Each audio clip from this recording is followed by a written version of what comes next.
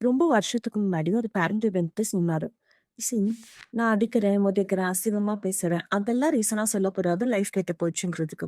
அதோ பாரு குடிகாரன் பையன் எவ்ளோ நல்லா வந்திருக்கான்னு. அவங்க அப்பா என்னை விட மோசமானவர்" அப்படியே சொன்னாங்க. இந்த மனநிலையை நான் ப்ராப்ளமேட்டிக்கா தான் பார்க்குறேன்.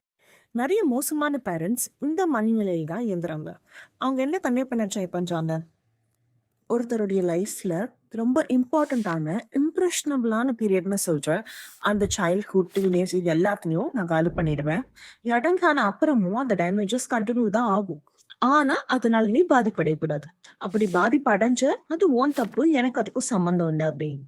தன்னுடைய ஆக்ஷன்ஸ்க்கு அக்கவுண்டபிலிட்டி எடுத்துக்க முடியாம, ஒரு ஈஸி வே அவுட் விக்டிமா பிளேம் பண்றது. அததான் இவங்க செய்யறாங்கன்னு நான் நினைக்கிறேன். இதுல சேடான பார்ட் என்னன்னா, இவங்க சொல்ற இந்த கட்டுக்கதைகள்ல கொஞ்சம் கூட நியாயமும் இல்ல, அறிவும் இல்ல. இத கேட்டு வளர்றவங்க அடல்ட் ஆன அப்புறமும் செல்ஃப் பிளேம் பண்ணிக்கிறாங்க.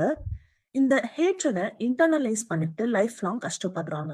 Okay, past is past. இப்பதான் நீங்க அடல்ட் ஆயிட்டீங்களே, நீங்க உங்க பிரச்சனைகளை சரி பண்ணிட்டு உங்க லைஃப் உங்களுக்கு புடிச்ச மாதிரி அமைச்சுக்க வேண்டியதானே. எதுக்கு அதையே பேசிட்டு இருக்கீங்க அப்படின்னு ஒரு சிலர் இன்சென்சிட்டிவா பேசலாம்.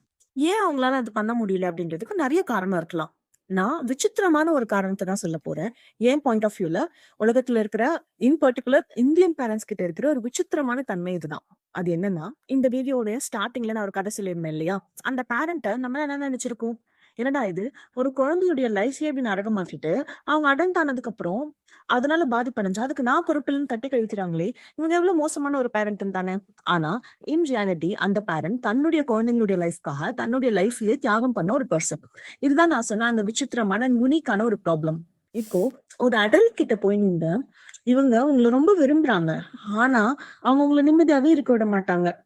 உங்கள அளவுக்கு அதிகமா நேசிக்கிறாங்க தான். ஆனா அவங்க உங்கள பிசிக்கலா ஹர்ட் பண்ணலாம், மென்டல் டார்ச்சர் குடுக்கலாம். அதுக்கெல்லாம் நாங்க பொறுப்பாக முடியாது அப்படின்னு சொன்னா எவ்வளவு கன்ஃபியூசிங்கா இருக்கும். ஒருத்தங்க தன்னுடைய லைஃபையே நமக்காக டெடிகேட் பண்றாங்க. ஆனா அதே சமயம் நம்முடைய லைஃபையும் அவங்க வேல்யூ பண்றாங்க அப்படிங்கிறப்போ ஒரு அடல்ட்டுக்கே அதை புரிஞ்சுக்க முடியாது. Imagine growing up in this kind of environment. அதுவும் ஒருத்தருடைய பிரைமரி கேர் கிவர்ஸ் அவங்களுடைய இம்மீடியட் ஃபேமிலியா ஆர் அவங்க பேரண்ட்ஸ் இதை பண்ணும்போது எவ்வளவு கன்ஃபியூஸ்டா அவங்க வளருவாங்க. அண்ட் வளர்ந்ததுக்கு அப்புறம் என்னென்ன மாதிரியான ப்ராப்ளம்ஸ் ஃபேஸ் பண்ணுவாங்கன்னு யோசிச்சு பாருங்க. மோஸ்ட் ஆஃப் தி டைம் இது ப்ராப்ளம் அப்படிங்கறதே தெரியாம அவங்க அதுக்குள்ள இருப்பாங்க. சோ இந்த சொசைட்டில இந்த மாதிரி இஷ்யூ இருக்கு அப்படிங்கறத அக்னாலேஜ் பண்றதே கஷ்டங்கிறப்போ எப்படி அதுல இருந்து வெளில வர முடியும்?